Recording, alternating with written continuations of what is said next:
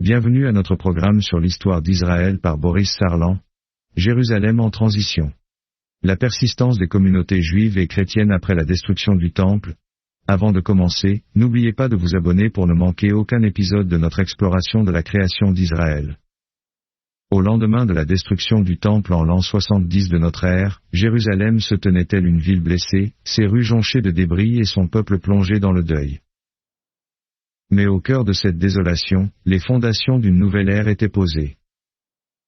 Les années qui ont suivi ont été marquées par une période de reconstitution et de réorganisation pour les habitants de Jérusalem. Les quartiers dévastés ont été reconstruits, les infrastructures rétablies, mais la cicatrice laissée par la destruction du Temple restait profonde. Les premières communautés chrétiennes ont continué à croître malgré les défis auxquels elles étaient confrontées. Les disciples de Jésus, imprégnés de sa vision de paix et de réconciliation, ont trouvé des moyens créatifs de pratiquer leur foi au milieu de l'oppression romaine et de l'hostilité des autorités juives.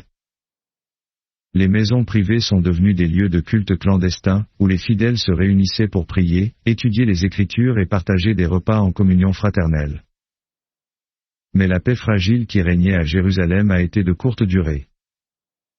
En l'an 132 de notre ère, une nouvelle révolte éclata, connue sous le nom de révolte de Bar Korba.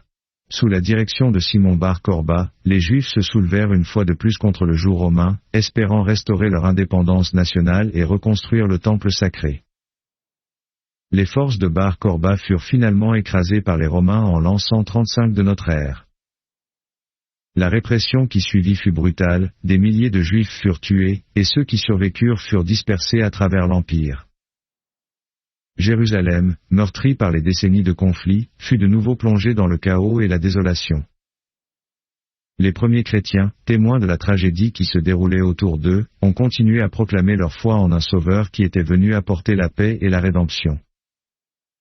Dans les décennies qui ont suivi la destruction du Temple, Jérusalem a continué à être le théâtre de lutte et de souffrance où les graines du christianisme ont continué à germer au milieu des ruines de la ville sainte. N'oubliez pas de vous abonner pour ne manquer aucun épisode de notre podcast, où nous continuerons à explorer les facettes méconnues de l'histoire.